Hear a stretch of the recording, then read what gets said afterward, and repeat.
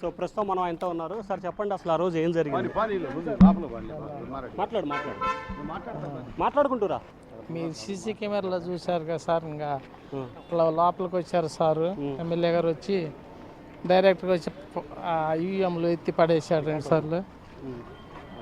ఏం సార్ అట్లా పడేస్తున్నాడు, జాగ్రత్త అని ఏళ్ళు చెప్పారు. ఇంకా ఆ రూమ్ తలుపులు వేసారు, పీఓలు బయటికి పంపించారు. నేను ఇంటికి వెళ్దామని వెళ్తుంటే వాళ్ళు కారులో పెట్టుకున్న కర్రలు పడితే నన్ను అటాక్ చేశారు. ఇదిగో తల, చెయ్యి,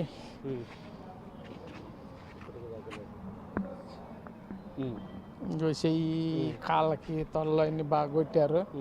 కొడితే మా పిల్లలు నేను చచ్చిపోయిన చంపేస్తారని వాళ్ళు కొద్దిగా వాళ్ళ కార్ల మీద అటాక్ చేశారు, నన్ను బయటికి తీసుకెళ్లారు.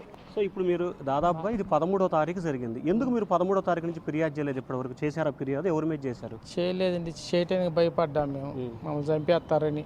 కారంపొడి మీద దాడి చేసే రోజు మా ఊరి మీద కూడా దాడి చేస్తారని మేమంతా పొలాల్లోనే ఉంటున్నాం. ఆఖరి దెబ్బ తగిలిన రోజు కూడా ఎవరు పట్టించుకొని నన్ను హాస్పిటల్కి తీసుకుపోయింది లేదు.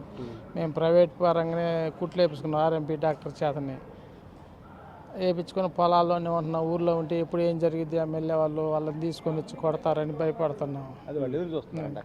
సో అంటే ఇప్పటివరకు పోలీసులు కానీ మిమ్మల్ని ఎవరైనా కలిసారా? అసలు ఏమన్నారు? మీకు ఎటువంటి రక్షణ కావాలని కోరుతా ఉన్నారు?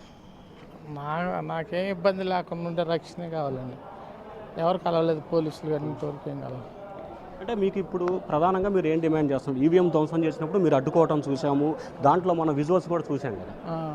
దానివల్ల నాకేమన్నా ప్రాణాన్ని ఇట్లాంటి మా కుటుంబాలకు ఏమన్నా ఇబ్బంది కలగజేస్తారని భయపడుతున్నాం అంతే.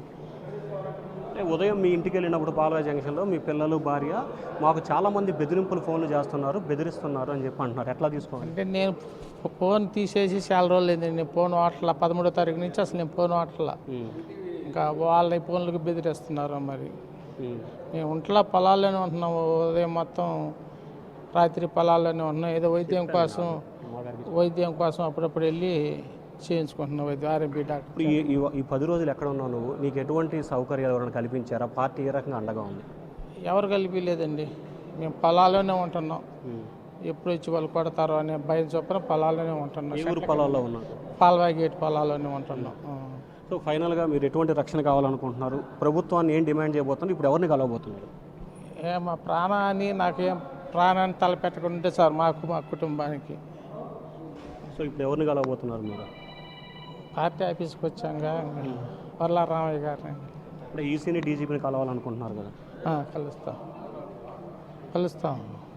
సో ఇది మొత్తం మీద చూసుకుంటే తనకు పూర్తి స్థాయిలో రక్షణ కల్పించాలని చెప్పి కోరుతున్నారు. ఈరోజు ఈసీని అలాగే డీజీపీని కలిపేందుకు తాము సిద్ధంగా ఉన్నామని చెప్పి కూడా ఆయన చెప్తా ఉన్నారు. ప్రస్తుతం ఆయన చూసుకోవచ్చు కూడా ఆయన విజువల్స్లో ఏదైతే ప్రస్తుతం ఆయన పార్టీ కార్యాలయానికి రావడం జరిగింది. పార్టీ కార్యాలయంలో ఎవరైతే ఉన్నారో టీడీపీ నేతలు ఆయనతో సంప్రదింపులు జరిపే ప్రయత్నం కూడా చేస్తూ ఉన్నారు.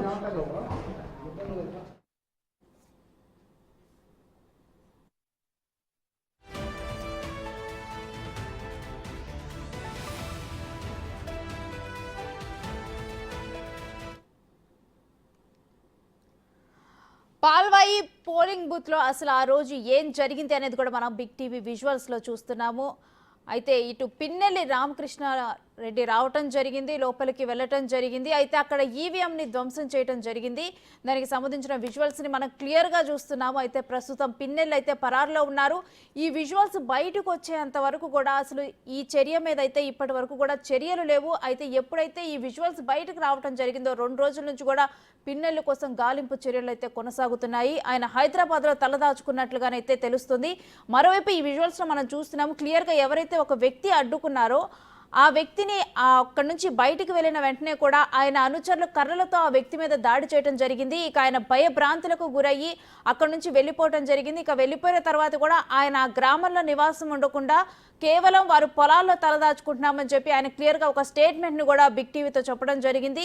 ఇక ఇదే విషయమై అయితే ఈసీని కలుస్తారని చెప్పడం జరిగింది. అదేవిధంగా దీని మీద ఇటు బిగ్ టీవీ రిపోర్టర్ అడిగిన క్వశ్చన్కి ఆయన సమాధానం చెప్పారు. దీని మీద మీరు కంప్లైంట్ చేయడం జరిగిందా అని చెప్పి అడిగినప్పుడు లేదు, నేను కంప్లైంట్ చేయలేదు, నేను భయపడ్డాను, వాళ్ళు మళ్ళీ నా మీద దాడి చేస్తారు అని చెప్పేసి భయపడ్డాను అని చెప్పి నేను అందుకే కంప్లైంట్ చేయలేదని చెప్పి కూడా ఆ వ్యక్తి క్లియర్గా బిగ్ టీవీతో పంచుకోవడం జరిగింది.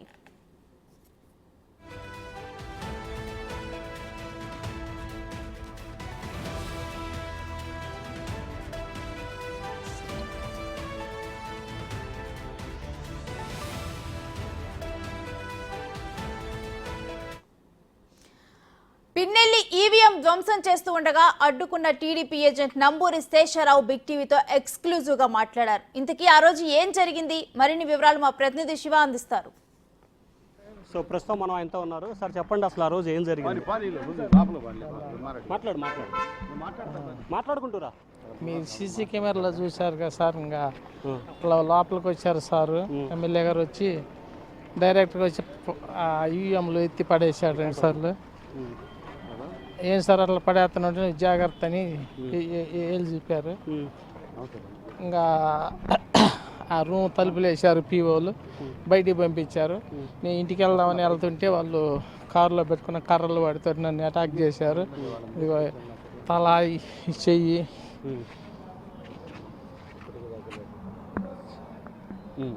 ఇంకో చెయ్యి, కాళ్ళకి, తొడలు అన్నీ బాగా కొట్టారు.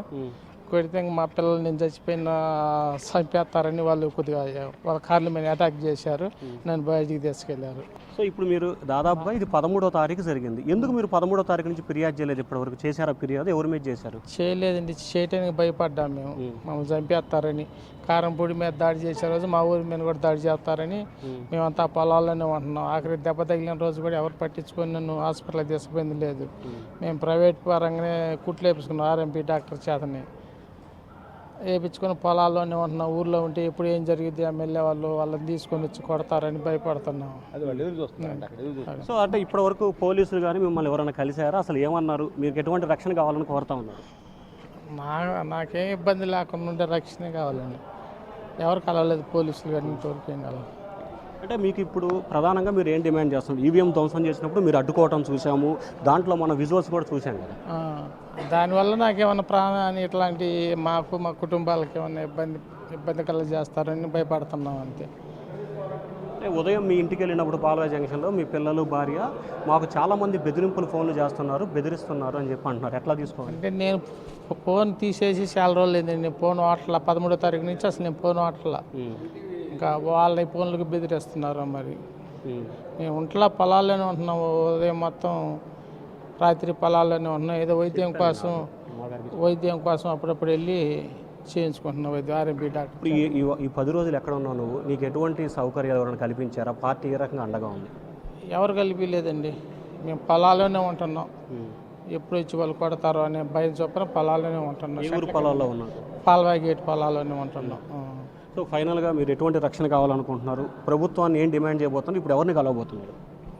మా ప్రాణాన్ని తలపెట్టకుంటే సార్ మా కుటుంబానికి. సో ఇప్పుడు ఎవరిని కలవబోతున్నారు మీరు? పార్టీ ఆఫీస్కి వచ్చాక వర్లా రామయ్య గారిని. అంటే ఈసీని, డీజీపీని కలవాలనుకుంటున్నారు కదా. కలుస్తాం. సో ఇది మొత్తం మీద చూసుకుంటే తనకు పూర్తి స్థాయిలో రక్షణ కల్పించాలని చెప్పి కోరుతున్నారు. ఈరోజు ఈసీని అలాగే డీజీపీని కలిపేందుకు తాము సిద్ధంగా ఉన్నామని చెప్పి కూడా ఆయన చెప్తా ఉన్నారు. ప్రస్తుతం ఆయన చూసుకోవచ్చు కూడా ఆయన విజువల్స్లో ఏదైతే ప్రస్తుతం ఆయన పార్టీ కార్యాలయానికి రావడం జరిగింది. పార్టీ కార్యాలయంలో ఎవరైతే ఉన్నారో టీడీపీ నేతలు ఆయనతో సంప్రదింపులు జరిపే ప్రయత్నం కూడా చేస్తూ ఉన్నారు.